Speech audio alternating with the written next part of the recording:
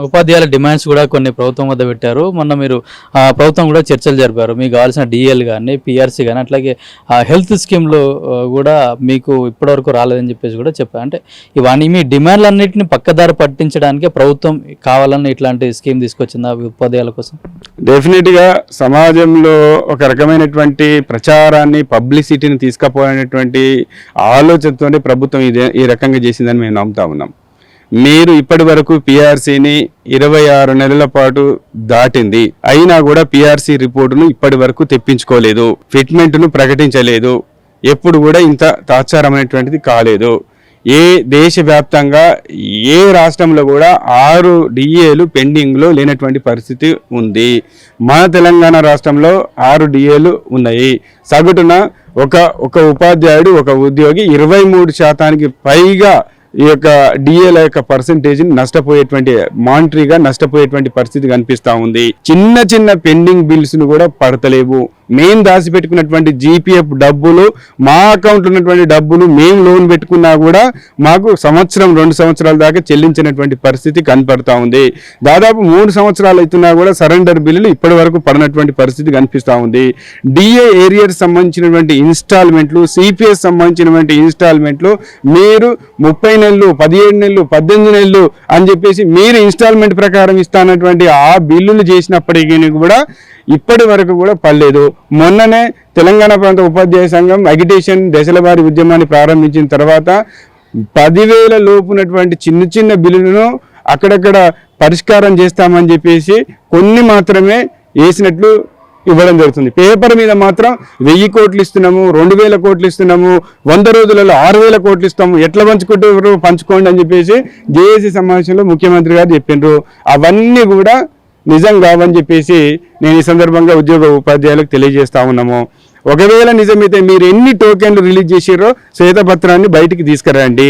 ఎన్ని కోట్ల రూపాయలు ఎంతమంది ఉద్యోగుల అకౌంట్లో జమ చేసినారు, ఎంతమంది పెన్షనర్ల యొక్క పెండింగ్ సంబంధించినటువంటి బెనిఫిట్స్ను మీరు క్లియర్ చేసినాము, ఎన్ని టోకెన్స్ క్లియర్ చేసినారు, ఎన్ని లక్షల టోకెన్స్ని క్లియర్ చేసినారు, ఎంత అమౌంట్ను మీరు విడుదల చేసి దాన్ని క్లియర్ చేసినారు మీరు చెప్పండి. ఓపెన్గా ఆ క్లియరెన్స్ అనేటువంటిది ఇవ్వండి. ఎవరికి వచ్చినా కూడా ఏ టీచర్ని అడిగినా కూడా మా బిల్లు పడలేదని చెప్పేసి మాకు ఫోన్ చేస్తున్నారు. పేపర్లో మాత్రం అన్ని బిల్లులు 2,000 కోట్ల రూపాయలు రిలీజ్ చేసినామని చెప్పేసి ప్రకటిస్తూ ఉన్నారు.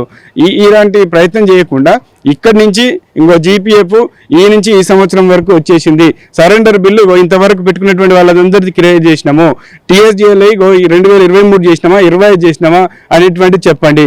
పెన్షనర్స్ సంబంధించిన బెనిఫిట్స్ ఈ సంవత్సరం వరకు కట్ ఆఫ్ డేట్గా క్లియర్ చేసినాము చెప్పండి మీరు. కానీ ఇదంతా ఫేక్ న్యూస్ని ప్రచారం చేస్తూ ఉపాధ్యాయులలో ఇంకా కూడా ప్రభుత్వం అంటే ఏదోగుంపు కలిపేటువంటి విధంగా పనిచేస్తుందని చెప్పేసి మేము అనుకుంటున్నాం. అంటే మీకు హెల్త్ స్కీమ్లో కూడా 1.5% మీ సాలరీస్ని డిడక్ట్ చేస్తామని చెప్తున్నారు. అట్లాగే మొన్న ఇన్సూరెన్స్ కూడా ప్రభుత్వం బ్యాంకర్లతో కూడా ఎంఓయూ చేసుకోవాలి. ఎందుకు మీరు అసంతృప్తిగా ఉన్నారు? ప్రభుత్వం మీద నమ్మకం అనేటువంటిది కోల్పోవడం జరిగింది. ఆర్థిక పరమైనటువంటి విషయాల్లో ప్రభుత్వం ఉద్యోగ ఉపాధ్యాయుల పట్ల వ్యవహరిస్తున్నటువంటి విధానం సరైనటువంటి విధంగా లేదు. అందుకోసమే ప్రభుత్వం 1.5 సంబంధించినటువంటి వాటాను కట్ చేసినప్పుడే ఉద్యోగ ఉపాధ్యాయుల నుంచి తీవ్రమైనటువంటి వ్యతిరేకత అనేటువంటిది వచ్చింది. ఎందుకు వచ్చింది అంటే మీ మీద నమ్మకం లేదు.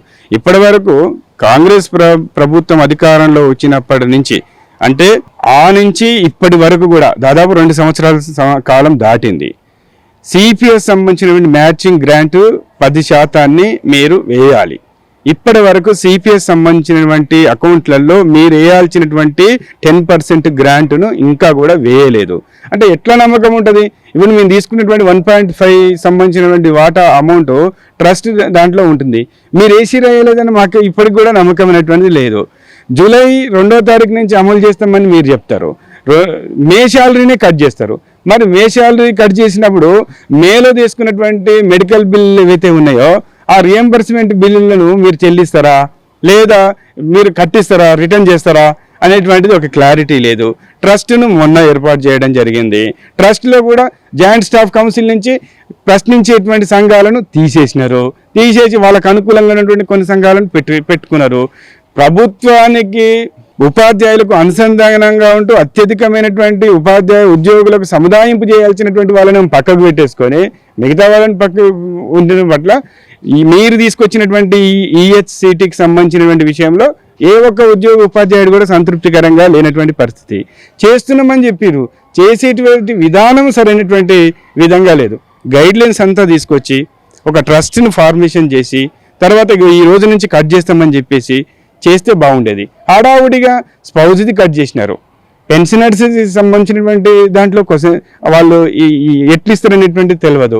ఒక ఉద్యోగి పెన్షన్ అయినప్పుడు, ఒక ఉద్యోగి అదైనప్పుడు, ఉద్యోగి అయినప్పుడు ఎట్లా కట్ చేస్తారు, వాళ్ళకి ఎట్లాంటి ట్రీట్మెంట్ ఇస్తారు.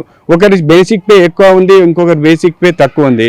మరి ఇద్దరు బేసిక్ పేలు తేడా ఉన్నప్పుడు వీళ్ళకి ఏమైనా చికిత్స ఇస్తారా, ఎలాంటి చికిత్స ఇస్తారు, ఏ కార్పొరేట్ హాస్పిటల్లో ఇలాంటి ట్రస్ట్ ద్వారా చికిత్స అందుతుంది, ఇవన్నీ విషయాల మీద ప్రభుత్వం ఒక స్పష్టత ఇచ్చిన తర్వాత దాన్ని అమలు చేస్తే మీరు తీసుకొచ్చినటువంటి స్కీమ్ను హర్షించడానికి అవకాశం ఉంది. ట్రీట్మెంట్ చేస్తానికి 1.5 సంబంధించినటువంటి వాటాను జీతంలోకి వెళ్ళి కట్ చేస్తామంటారు. చనిపోయిన తర్వాత ఇన్సూరెన్స్ని మాత్రం 2 కోట్ల వరకైనా మేము బ్యాంకులతో మాట్లాడి ఇస్తాం. బతుకున్నప్పుడేమో సరైనటువంటి ట్రీట్మెంట్ చేయని ప్రభుత్వము, చనిపోయిన తర్వాత మాత్రము మనము ఇన్సూరెన్స్ ఇస్తామని చెప్పడం అనేటువంటిది కాదు. మీరు ఇస్తున్న ఇన్సూరెన్స్ 16 బ్యాంకుల ద్వారా ఎంఓయూ చేసుకున్నారు. ఇప్పటికి కూడా ఏ జీతం ఉన్నటువంటి SBI అకౌంట్లలో శాలరీ అకౌంట్ ఉన్నటువంటి వాళ్లకు సహజంగా ఎయిర్ క్రాష్ అయినా యాక్సిడెంటల్ అయినా 1,60,00,000 రూపాయలు, క్యాజువాలిటీస్ అయితే 60 లక్షల రూపాయలు రావడం అనేటువంటిది సహజంగా ఉన్నటువంటి ప్రాసెస్. దాన్ని ప్రభుత్వం మీద చేస్తున్నటువంటి విధంగా అనుకోవడం జరుగుతుంది. మరి ఇది ఎంతవరకు కొనసాగుతుంది? బ్యాంకులు చేస్తే లాంగ్ రన్లో ఇది ఉంటుందా? ప్రభుత్వం ఏ రకంగా మాకు భరోసా ఇవ్వాలనుకుంటుంది అనేటువంటి దాని మీద క్లారిటీ అనేటువంటిది లేదు. కాబట్టి ఇవన్నీ కూడా పబ్లిక్లో ఏదో చేస్తున్నామని చెప్పుకోవడానికి కానీ ఫీల్డ్లో అమలు చేయడంలో ప్రభుత్వము తగినంత శ్రద్ధ అనేటువంటిది లేదు. దీనికి కొంతకాలం వేచి చూడాల్సినటువంటి అవసరం అయితే తప్పకుండా ఉంది.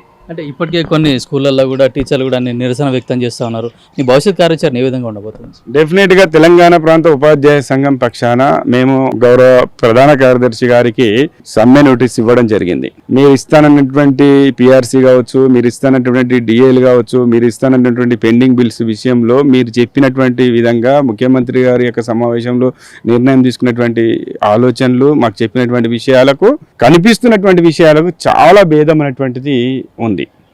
ఏ ఒక్క చిన్న సమస్య పరిష్కారం అవుతలేదు.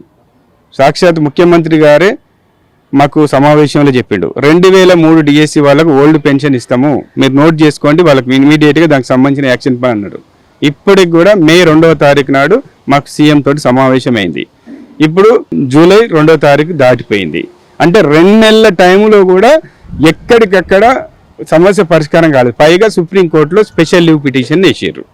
ఇంకొక విషయం ఏంటంటే 190 జీవో సంబంధించింది. ఇప్పుడున్నటువంటి ప్రభుత్వమే 190 జీవోని తీసుకొచ్చింది. ఎవరైతే స్థానికేతరులుగా వేరే జిల్లాలో పనిచేస్తున్నారో 317 ద్వారా ఎవరైతే జిల్లాలను స్థానికతను కోల్పోయారో ఆ జిల్లాలలో స్థానిక పరిస్థితులను కోల్పోయినటువంటి ఉపాధ్యాయులకు మేలు చేయడానికి 190 జీవో వచ్చింది. ఆ 190 జీవోని తీసుకొచ్చింది మీరే. అయినప్పటికీ కూడా ఇప్పటి వరకు కూడా 190 జీవో విద్యాశాఖలో అమలు పరచలేదు. పైగా 100 మందో 149 మందికో ఇద్దామని చెప్పేసి ఆ సర్క్యులర్ ఉత్తర్వులు ఇద్దామని రెడీగా ఉన్నట్టు అనిపిస్తుంది. అప్లై చేసుకున్నటువంటి వాళ్ళు 3,800 మంది. ఎందుకు అప్లై చేసుకోవడానికి అవకాశం ఇచ్చారు? అప్లై చేసుకురంటే అర్థం ఏంది? వాళ్ళకు ఉన్నటువంటి ఇబ్బందుల ఆధారంగా అప్లై చేసుకున్నారు. వాళ్ళ జిల్లాకు పోవడానికి అప్లై చేసుకోవడం అనేటువంటిది జరిగింది. దాని ఆధారంగా ఎవరైతే ప్రభుత్వానికి లాంగ్ డిప్యుటేషన్ల కోసం 190 జీవో ప్రకారం అప్పీల్ చేసుకున్నారో వాళ్ళందరికీ వెంటనే ఉత్తర్వులు ఇవ్వాలి. ఇది సీఎం గారు కూడా ఇవ్వండి అని చెప్పింది కదా. అయినా కూడా ఎందుకు ఇంత 2 నెలల పాటు తాత్సారం అవుతుంది? అంటే సమస్యల పరిష్కారంలో ప్రభుత్వానికి చిత్తశుద్ధి అనేటువంటిది లేదు. అధికారులు ముఖ్యమంత్రి చెప్పినా క్వశ్చన్ మార్క్ పెడుతున్నారంటే మాకు ఆ విషయం ఏందో మాకైతే అర్థమైతలేదు. అందుకోసమే తప్పనిసరి పరిస్థితులలో సమ్మె నోటీస్ ఇవ్వాల్సినటువంటి పరిస్థితి వచ్చింది. ఈరోజు జూలై 4వ తారీఖు రాష్ట్ర వ్యాప్తంగా 622 మండలాలలో మండల తహసీల్దారు ద్వారా గౌరవ ముఖ్యమంత్రి గారికి, రాష్ట్ర ప్రభుత్వానికి మా యొక్క 10 ముఖ్యమైనటువంటి డిమాండ్ చార్ట్స్ యొక్క ఆధారంగా మేము ఈ యొక్క ధర్నా నోటీసును ఇచ్చినాం. ఈరోజు మండల స్థాయి నిరసన కార్యక్రమాలు పూర్తయినాయి. జూలై 14వ తారీఖు జిల్లా స్థాయి నిరసన కార్యక్రమాలు ధర్నాను చేపడతాం. జూలై 24వ తారీఖు ఇందిరా పార్క్ దగ్గర రాష్ట్ర వ్యాప్తంగా అత్యధిక మంది ఉపాధ్యాయులతోటి ప్రభుత్వం మీద నిరసన చేస్తూ మహాధర్నా కార్యక్రమాన్ని కూడా చేపడతా ఉన్నాం.